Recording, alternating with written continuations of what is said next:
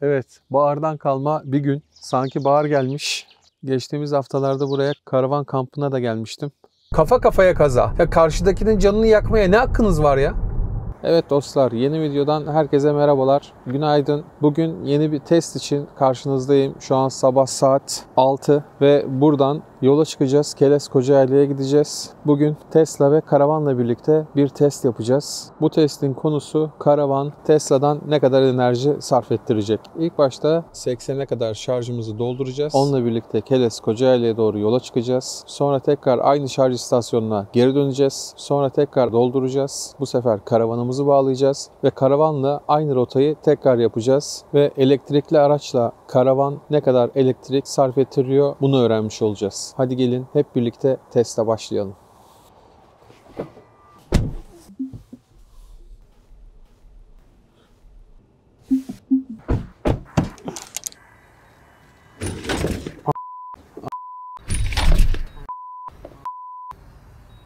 Allah inme lan. Şimdi asıl mevzu bunu nasıl kaldıracağız? Bunu böyle kaldıracağız.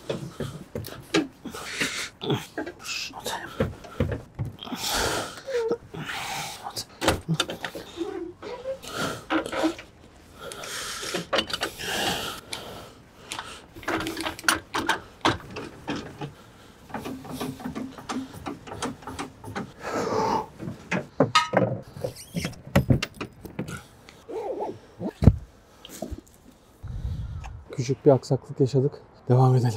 Take off. Home point.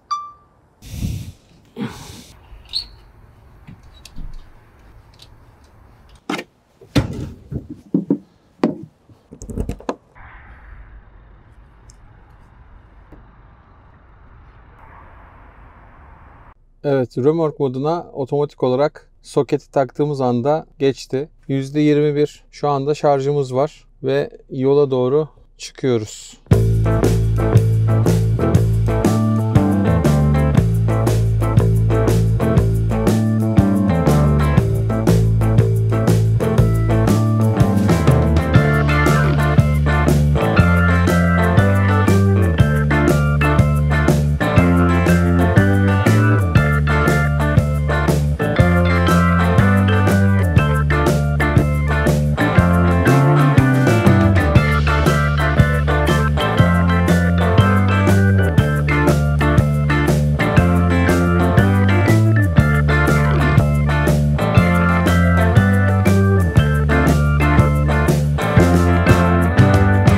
Evet, yola çıktık. Havada yavaş yavaş aydınlanmaya başladı. Karavanımızı da taktık. Karavanla şarj noktasına kadar gideceğiz. Orada karavanı sökeceğiz. Aracımızın şarjını dolduracağız. Sonrasında Keles'e, Kocaeli'ye sadece araçla çıkacağız ve geri döneceğiz.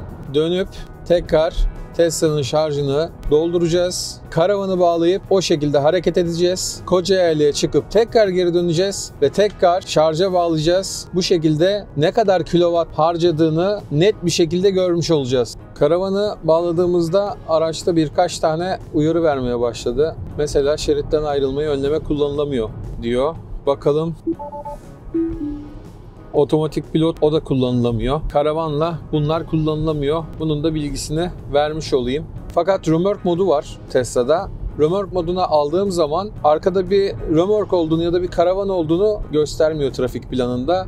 Sanki arkadan bir kamyon üstümüze çıkacak gibi sürekli o şekilde bir bize işaret veriyor. Bizim aracı da bazen görmüyor. Bence bu da bir Tesla'nın yazılımsal eksiği. Yani römork modu varsa bu da çok rahat bir şekilde olabilir. Arkada bir römork gibi görebilir. Hatta metre bile girebiliriz. Kaç metrelik bir römork olduğunu bile bilgisini girip ona göre trafik şeklinde de gösterebilir diye düşünüyorum.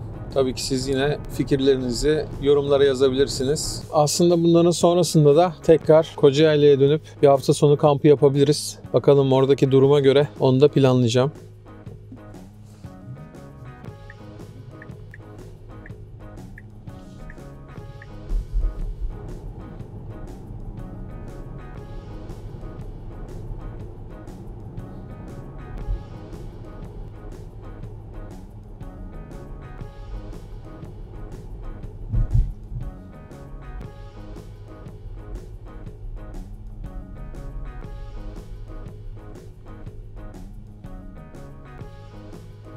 Oraneli yoluna geldik. Şarj noktamıza yaklaştık. Burada gördüğüm kadarıyla ZES'in bir istasyonu var. ZES'in istasyonunda %80'e kadar şarjımızı dolduracağız. Tam %80 olduğu zaman şarjı durduracağım. Döndüğümde tekrar %80 olana kadar yine şarj edeceğiz.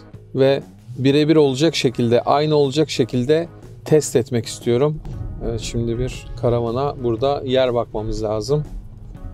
Karavanı park edebileceğimiz müsait bir yer olması lazım.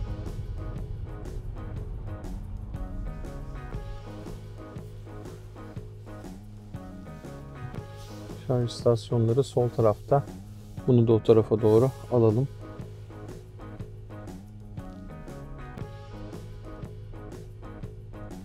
Bunu da böyle buraya doğru park edebiliriz.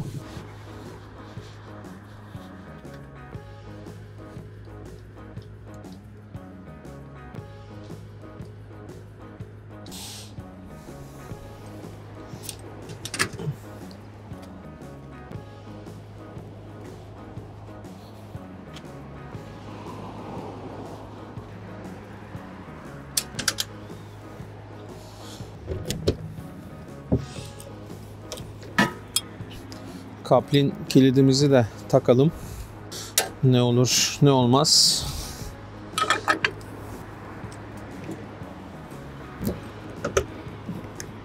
Evet, kaplin kilidimizi de taktık. Şimdi şarja yanaşalım.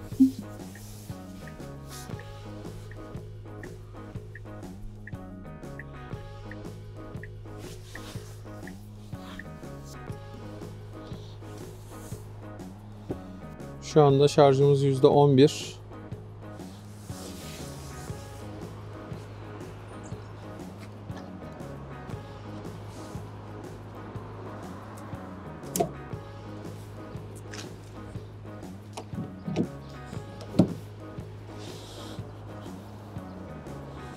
ZES'in istasyonundayız.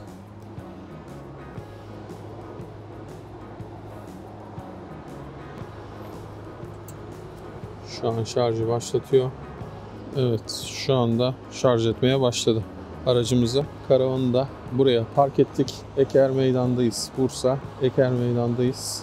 Şarj sınırımızı şimdi %80'e ayarladık. Şu anda yolculuk A yazan yer Tesla ile gideceğimiz yer olacak. Yolculuk B yazan yer ise buraya gelip tekrar karavanı bağlayıp o şekilde gidip döneceğimiz rota olacak. İkisini de burada karşılaştırabilmiş olacağız. Fakat ben bir kontrolü de şöyle yapmak istiyorum. Burada %80'e doldurduktan sonra tekrar aynı noktaya gelip yine %80'e kadar doldurup şarj istasyonundan kaç kilowatt enerji aldığımızı da burada karşılaştırmış olacağım. Şu anda 53 kW'la şarj ediyor. Yavaş bir şarj. Ama 180 kW gösteriyor kendi sayfasında. Şu anda 53 kW'la şarj ediyor. Ücret olarak ZES şu anda benden aynı ücret alıyor. Hızlı bir şarj veriyormuş gibi bir ücret alıyor. Fakat şarj hızımız 56 kW. Ücreti de benden 180 kW'a göre alıyor. Hak bunun neresinde? Ben şu an ZES'in buradaki istasyonundan ayrılıyorum. Şarjım daha %24 ve çok düşük bir enerji alıyorum. Aynı parayı ona vereceğimize Shell'de Turgo var galiba. Turgo'nun Shell'le olan anlaşmalı istasyonu. En azından burada şarj edelim. 13.99. Neden bu kadar pahalı? Normal Turgo'larda daha uygun. Bunda neden bu kadar pahalı? Şarj işlemi şimdi başlayacaktır diyor. İşte şehrin içindeki bir istasyon. Bakalım şu anda şarj hızımız kaç olacak? Buradaki hızda 80'e kadar çıktı. Şimdi 70'e kadar geriledi. Çok enteresan. Bence EPDK'nın bunları denetlemesi gerekiyor. Yani sen ne taahhüt ettin? Kaç kilovatla şarj ediyorsun? Bence bunları EPDK'nın denetlemesi gerekiyor. 10 kilowatt farklı şu an. 10 dakika fark eder bize. 10 kilowatt. Garip. Şu anda burada da 65 kilowattla şarj ediyor. 80'e kadar çıktı. 80'den sonra 70'e düştü. 70'ten 65'e kadar geriledi. Yani bundaki taahhütte 180 kW. Tamam 180 verme de 90 ver, 100 ver, 110 ver. Ama 64'te verme. Onun karşında da 13.99-14 lira da bizden alma. Bence elektrikli araç kullanıcılarının şarj ederken kilovatı da önemli. Zaman olması önemli değil ama yani taahhüt ettiklerini vermiyorlar. Az önceki yerde vermedi. Şu an burada da aynı şekilde 65 kW'la şarj ediyoruz. Evet, şarjımız %80 oldu. Buradan yol bilgisayarından tekrar sıfırlayalım. İkisini de sıfırladık. Döndüğümüzde sadece B'yi sıfırlayacağız. Arabadan su buharı çıkmaya başladı.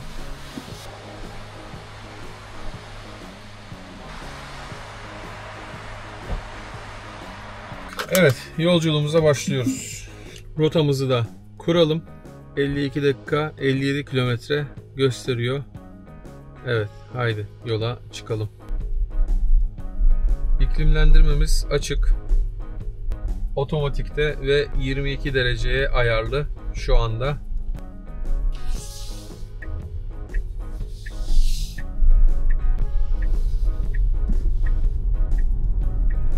Şu anda hava 2 derece. Güneşli bir hava var. Kullanım olarak normal bir kullanım sergileyeceğim. Yani karavanla gidiyormuş gibi bir kullanım sergileyeceğim. Yani çok süratli gitmeyeceğim. Çok hız yapmayacağım. Karavanda da benzer bir sürüş sergileyip net aradaki farkı çıkartmak istiyorum. Bu arada yine hatırlatmak istiyorum. Algoritmayı etkilemek için videoları da beğenmeyi, kanala da abone olmayı unutmayın.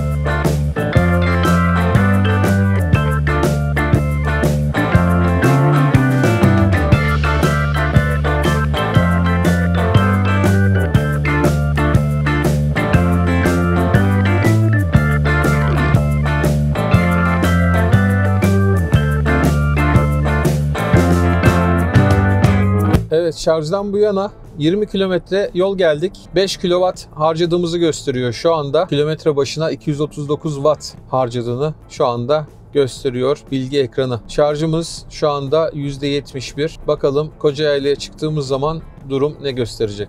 Şu anda tepelerde kar görüyorum. Hava birden değişebilir orada. Siz de şu an kameradan görüyorsunuzdur. Tepelerde hep kar var. Kocaeli'ye yaklaştık. 45 kilometre oldu. Şarjdan itibaren 12 kW şu ana kadar harcamışız. 11 kilometre yolumuz var. Yaklaşık 11 dakika sonra orada olacağız.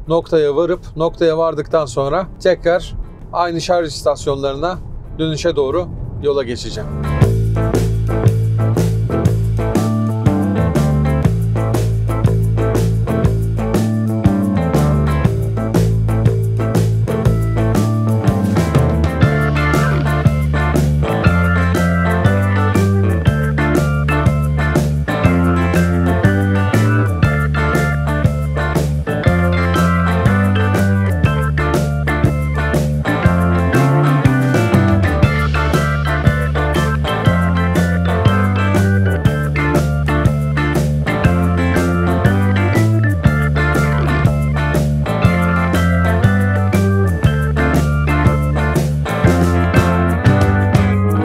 Bahardan kalma bir gün. Sanki bahar gelmiş. Geçtiğimiz haftalarda buraya karavanla da bir karavan kampına da gelmiştim. Her yerde kar vardı. Şimdi beyaz örtü kalkmış. Kuşlar, kuş sesleri. Çok güzel bir ortam. Bence bu hafta sonu burada bir karavan kampı yapmalıyız. Hadi gelin şimdi kaç kilowatt yaktık? Kaç kilometre geldik? Bunlara yol bilgisayarından hep birlikte bakalım. Şimdi yol bilgisayarına baktığımız zaman da buraya %51 şarjla vardık. Şarjdan bu yana 57 kilometre yol yapmışız. 15 kW bir enerji tüketmişiz burada. Ortalama kilometre başına da 257 Watt bir enerji tüketimimiz var. Buradaki yol bilgisayarını da sıfırlamıştık. Yolculuk A şimdi dönüşümüzle birlikte Tesla'nın yakmış olduğu olacak. Yolculuk B ise karavanı takıp o şekilde yaptığımız yolculuk olmuş olacak. Şimdi dönüşe geçme zamanı.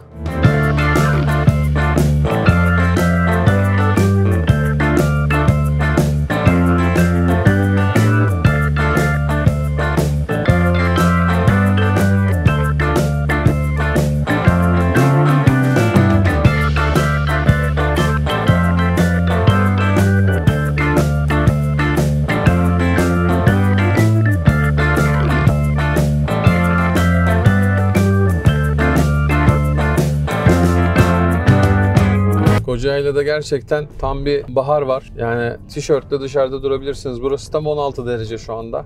16 dakika gösteriyor Eker Meydan. 14 kilometremiz var. %47 ile oraya varırsın diyor. Şu andaki şarjımız %48 zaten. Bakalım dediği gibi olacak mı? Dediği gibi gösterecek mi? Evet, karavanımızın yanına geldik. Buradaki Zes'in biri boş. Buna takalım. Karavanımız burada. Şu anda şarj istasyonuna da geldik. Şarj istasyonuna doğru yanaşalım. Bu şarj istasyonu şimdi bir daha deneyeceğim. Bakalım şu anda yine aynı 50 kW'la mı şarj edecek yoksa yüksek kW'la mı? Ona bakmış olacağım. Yine çok problem olursa yandaki istasyona geçeriz. Evet, şimdi ekrandaki yol bilgisayarımızı kontrol edelim. %47 ile buraya ulaştık. Mevcut sürüşümüz 54 kilometre yol geldik. Kocayayla'dan buraya 49 dakikada gelmişiz. Kilometre başına 33 watt enerji tüketimimiz olmuş. Çünkü Kocayayla adı üstünde bir yayla, yukarıda bir yer. Oradan aşağıya indiğimiz için çok düşük bir kilowatt ortalamasıyla indik aşağıya. Şarjdan bu yana ise 114 kilometre yol yapmışız. Ortalamada 17 kilowatt tüketmişiz. Şarjdan bu yana 114 kilometre yol yapmışız. 17 kilowatt enerji tüketmişiz toplamda. Ortalamamızda 146 watt kilometre başına. Yol bilgisayarından da kontrol edelim. Evet, yolculuk A 114 kilometre, 17 kilowatt. 146 watt bölü kilometre. Şimdi şarjımızı dolduralım.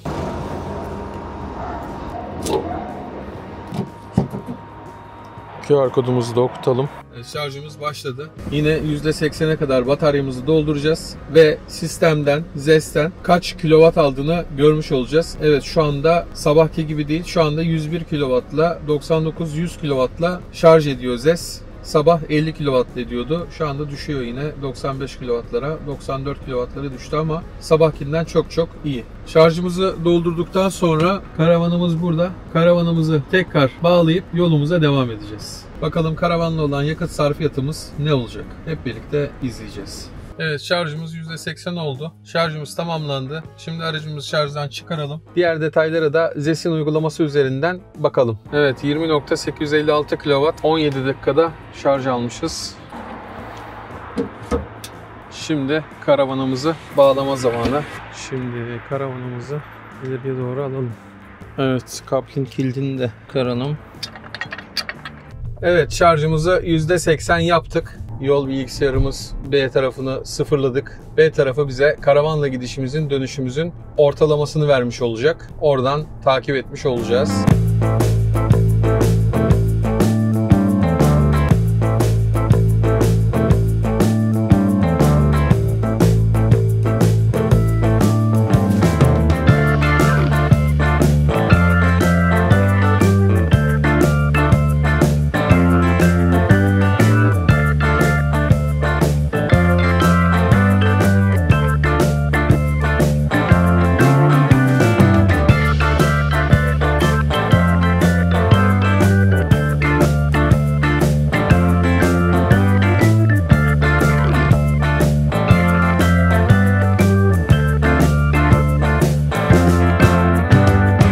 Hava sıcaklığı 17 dereceye çıktı. Tamamen bahar havasına döndük.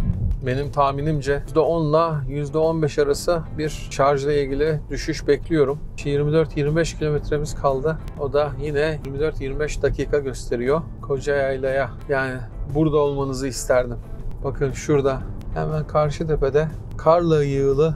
Bazı yorumlarda bana demişler soğuk soğuk diyorsun, tişörtle duruyorsun. Ben gerçekten kazak vesaire giyemiyorum çok. O yüzden tişört üzeri mont genelde giyiyorum kışın. Manzaraya bakın. Çok sıcak. Gerçekten çok sıcak. Virajda araba mı sollanır ya? Bir şey oluyor insanlara. Gerçekten insanlara bir şey olmuş durumda. Ya şebeke suyuna bir şey katıyorlar. Benim önümü görmediğim yerde virajda adam sollamaya çıkıyor. Gerçekten anlam veremiyorum. Yani olası bir durumda bildiğin kafa kafaya kaza. Ya karşıdakinin canını yakmaya ne hakkınız var ya?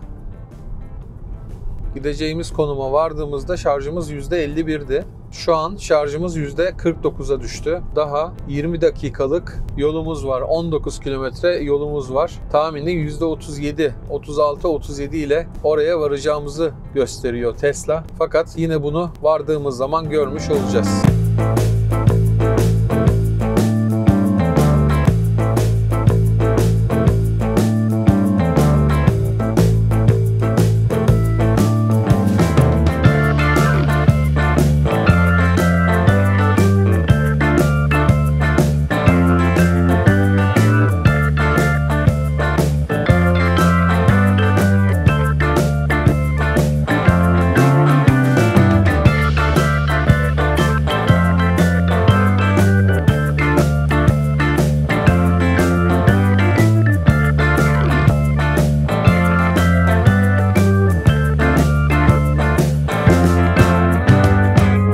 Müsaadenizle bunu çıkarayım, çok sıcak.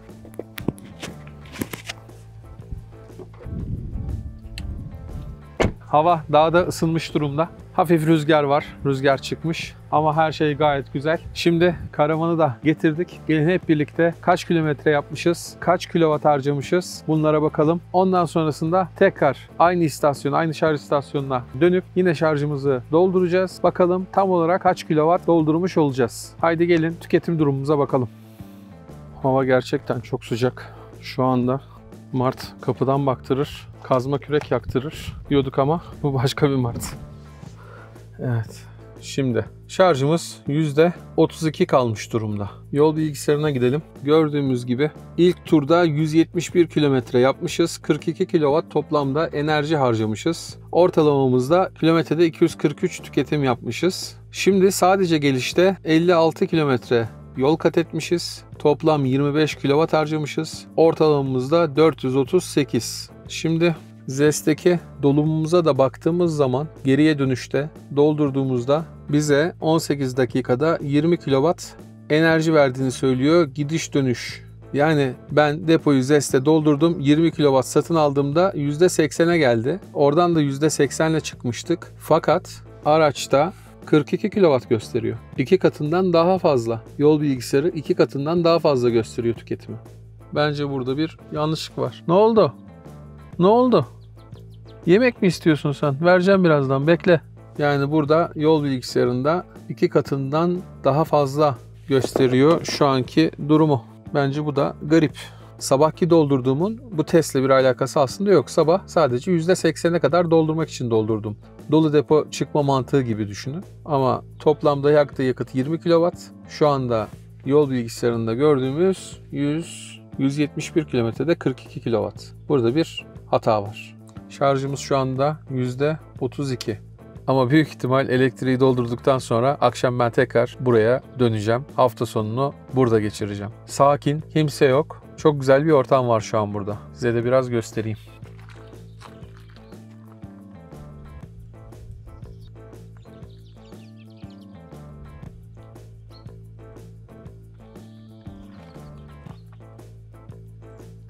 Şimdi buradan ayrılma zamanımız. Tekrar şarj istasyonuna dönüyorum. Orada %80'e kadar dolduracağız ve ne kadar kilowatt yaktığına bakacağız. Yola çıkalım. Şimdi yine navigasyonu kuralım. Eker Meydan. Vardığımız zaman yaklaşık %22 diyor. Şarjınız olacak. Bu şekilde yolumuza devam edelim. Evet. Aynı hareket ediyoruz.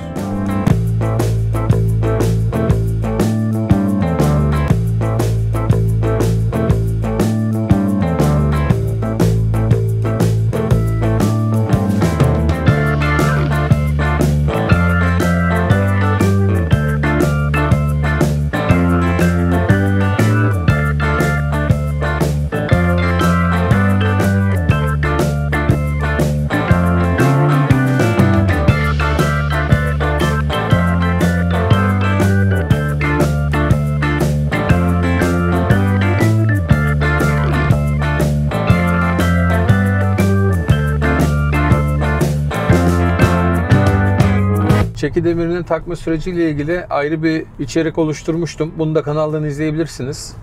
Bu benim çeki demiri takıldıktan sonra ilk uzun yolum. Bununla ilgili deneyimlerimi paylaşayım. Burada bazı noktalar avantaj, bazı noktalar dezavantaj oluyor. Avantaj olan noktalar tork avantajı. Elektrikli motorun sunduğu anlık tork çekiş sırasında çok işe yarıyor. Buradaki kalkışları sorunsuz ve güçlü bir şekilde yapabiliyorsunuz. Diğer bir olumlu konu rejeneratif frenleme. Ağır bir yük çekerken frenleme çok önemli bir konu. Model Y'nin rejeneratif fren sistemi bu konuda oldukça avantaj sağlıyor. Mesela şu anda giderken hiçbir şekilde frene dokunmadan gidiyorum. Frene dokunmadan Bursa'ya kadar inmiş olacağım.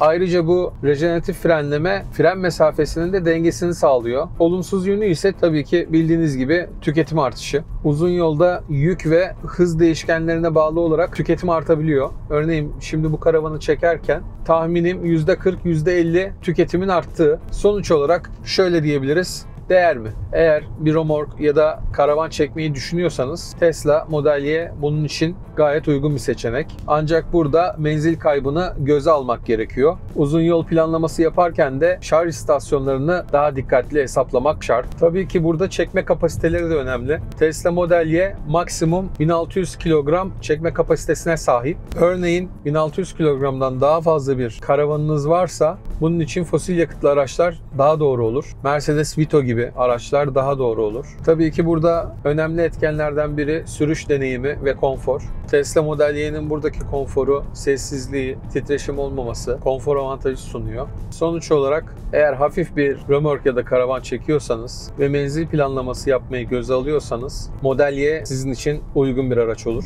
Daha ağır bir karavan çekiyorsanız ve yolculuklarınız uzunsa fosil yakıtlı araçlardan bir tercih yapabilirsiniz. Fakat artık şarj hızları çok sorun değil. 200 kilometre gidip bir istasyonda durulabilir, mola verilebilir. Sizin de aklınızda merak ettiğiniz konular varsa lütfen yorumlara yazın.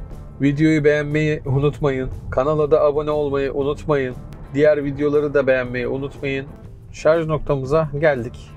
Şimdi burada müsait bir yer bulabilirsek karavana indirmek istiyorum. Karavanı bırakıp da yapacağım bu işlemi.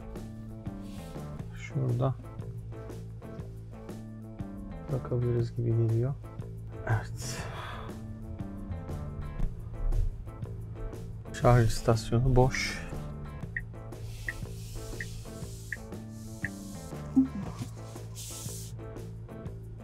Yine aynı yere yanaştık. Evet, şu anda %20 şarjımız var. Yol bilgisayarına bakalım. Evet, gittik geldik. Şu anda yolculuk A toplam mesafe, yolculuk B ise ikinci yaptığımız seyahat. 114 kilometre, toplamda 228 kilometre yol yaptık. Burada ilk gittiğimizde 16 kW harcamışken ikinci gidip gelmemizde 31 kW harcadık. Yani %100 fark var. Şimdi bunu da %80'e kadar doldurup aradaki farka bakmış olacağız. Evet, şarjı başlattım. Bakalım şimdi kaç kilovatla şarj edecek. Evet, şarjımız başladı.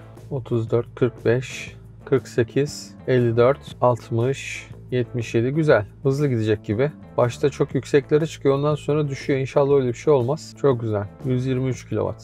Evet, şimdi yine 110 kW'a düştü. 109, 108. Sanırım 90'lara kadar düşecek bu şekilde. 105'te kaldı. 25 dakika sonra bakalım kaç kilowatt enerji yüklemiş olacağız Tesla'ya. Evet, şarjımız %80 oldu. Şarjımız tamamlandı. Şimdi aracımızı şarjdan çıkaralım. Sonuçlara bakalım. 36.030 kW, 23 dakika. Evet, şimdi yol bilgisayarına girdiğimizde yolculuk A, şimdi yolculuk A karavanlı ve karavansız olarak yaptığımız mesafe. Yolculuk B ise sadece karavanla yaptığımız mesafe. Toplam ikisi birlikte 47 kW harcamışken toplamda sadece karavanla yaptığımız seyahat 31 kW harcamış olduk. Yani %100 daha fazla bir tüketim mevcut karavan bağlandığı zaman. Şimdi bir de ZES'e bakalım. ZES'te ise şimdi burada toplam enerji 31 kW gösteriyor. Fakat bizim aldığımız şarjda ise aktarılan enerji 36 kW olduğunu gösteriyor. Yani burada 5 kW'lık bir fark var şu anda. Doğrusu şu an ZES olması gerekiyor. Ya da araç doğru, ZES yanlış. Bununla alakalı şu anda bir yorum yapamıyorum. Fakat ZES'in programında 36 kW gösterirken verilen enerjiyi, araçta 31 kW toplam enerji harcadığı yazıyor. 5 kW'lık bir burada fark var. Toplamına bakarsak eğer sabahki aldığım enerji 20 kW, şimdi aldığımız enerji 36 kW, toplam 56 kW'lık bir enerji almışız. Bu aracın yol bilgisayarına göre ise 47 kW. Fakat ZES'in uygulamasında ise toplamda 56 kW aldığımı gösteriyor. Şimdi karavanı bıraktığımız yerden tekrar alacağız. Bununla birlikte bir videonun daha sonuna geldik. Videolar beğenildikçe algoritma etkiliyor. Bu yüzden bu videoyu beğenmeyi, kanala da abone olmayı unutmayın. Yeni videolarda en kısa sürede görüşmek üzere.